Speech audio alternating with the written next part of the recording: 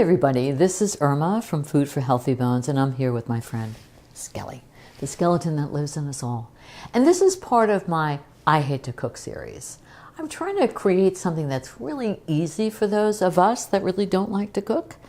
And today we're going to be talking about spaghetti squash, this beautiful squash. So this squash has a lot of ingredients that are really key. Not only the squash, the meat of the squash itself, but the seeds. So we're going to not only cook the squash, but we're going to roast the seeds. So first, I'm going to put a slice in the side of the skin. Now this shell is pretty hard. So what I'm going to do is I've made a little slice, and then I'm going to put it in the microwave for 3 to 4 or 5 minutes, depending on the size of the squash. This squash is sort of medium in size, so I'm going to try it for 3 minutes first. The slit is so that the squash doesn't explode in the microwave. Wouldn't want that to happen, right, Skelly? I'm going to take the spaghetti squash out. I'm going to use some mitts and gloves because it's a little warm. And you see it's bubbly. So hopefully the skin is now ready to easily pierce. I could cut it in half to remove the seeds. Because the squash is hot, I'm going to use this fork to hold it as I slice into the squash. We're going to remove the seeds from the inner part of the squash and place it in a bowl here. Now, this particular step is really not necessary unless you want to have the seeds. And this is an easier way to deal with the seeds versus after they've been cooked. These actual little tendrils are easier to remove in this form. They stick a little bit more after they've been cooked. And the seeds have their own healing qualities to them, so we don't want to let go of the seeds. But again, if you want to do this or skip this piece, you don't even have to microwave the squash. You can just pierce it, put it in the oven for about 45 minutes at 350. And you'll know it's done because you can test it with your fork to see if it pierces. So that's one side. I'm going to do the other because I want to have all these seeds. And then I'm going to put it into the oven. The oven has been preset for 350 degrees. I'm going to put a little oil on the outer part of the squash so it will cook, and then it will be easy to take off of the pan or the cookie sheet that I'm going to be placing it on. I'm going to put a little bit of oil with my brush on the skin itself. Ooh, just a little bit. Okay.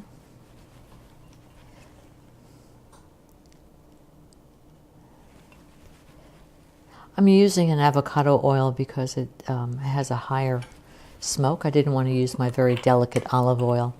Okay, so now I have coated the the avocado oil on the outside. I'm going to flip it over and I'm going to cook it. I'm going to pierce it.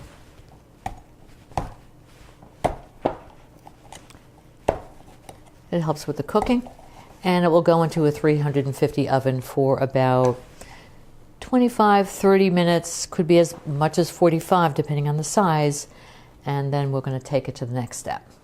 I've taken this out of the oven just to test it, and it's not quite done because it's still hard.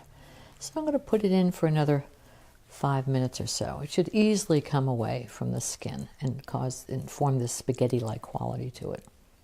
We're going to make a little dressing for the spaghetti squash, which is going to be basic garlic, olive oil, and instead of using cheese on top of the spaghetti squash, for those that are vegans, we're going to be using the nutritional yeast.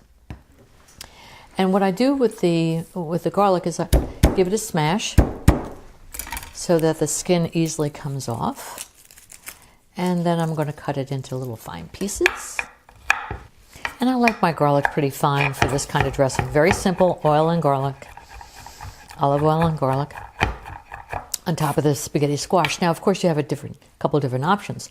You can always put pesto on it, and you can buy the pesto in the store, making it so much easier for yourself.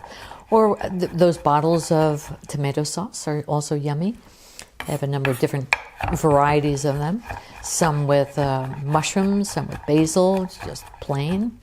You can even, if you wanted to do a little animal protein, put some ground beef into your tomato dressing for like a little bolognese.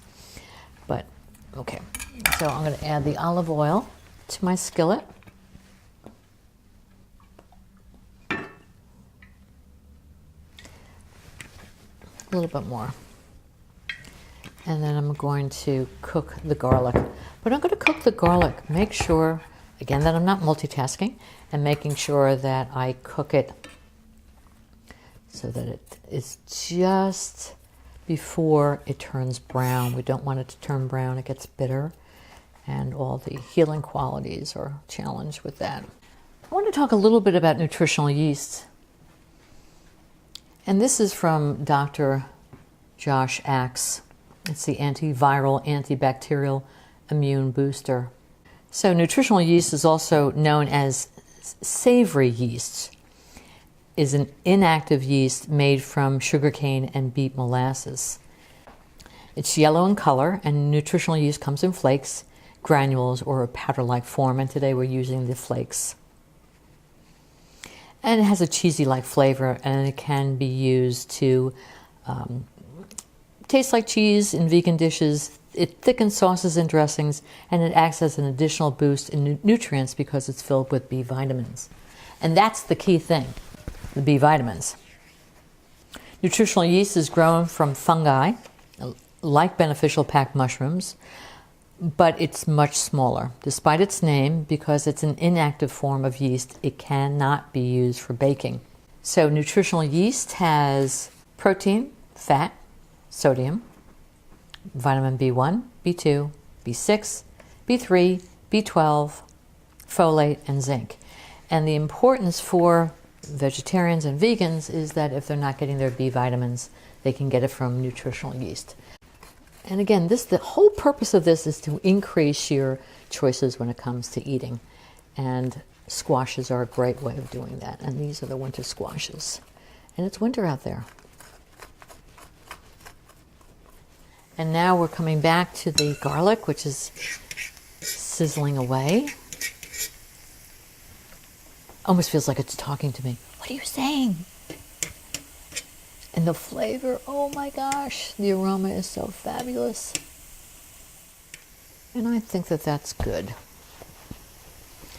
So I'm going to take it off of here, put it into my squash.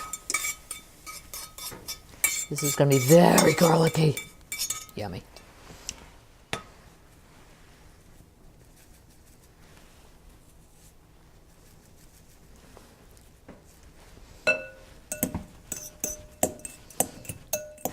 So why is spaghetti squash so important?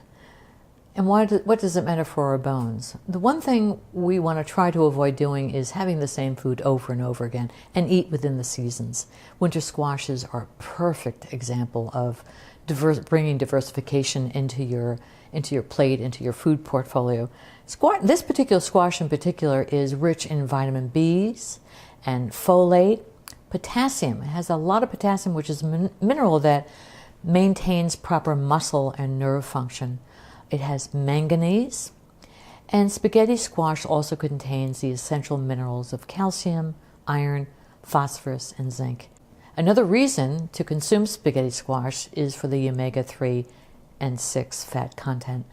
Omega-3 fats are associated with the prevention of inflammation, which causes heart disease, arthritis, and certain types of cancer. So we're very, very intrigued by this particular squash.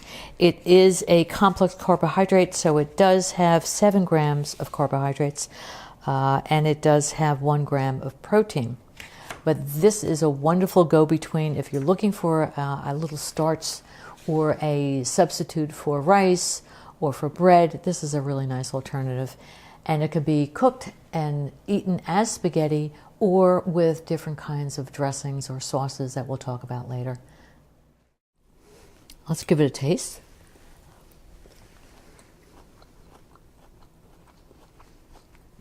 Very satisfying. Food for healthy bones.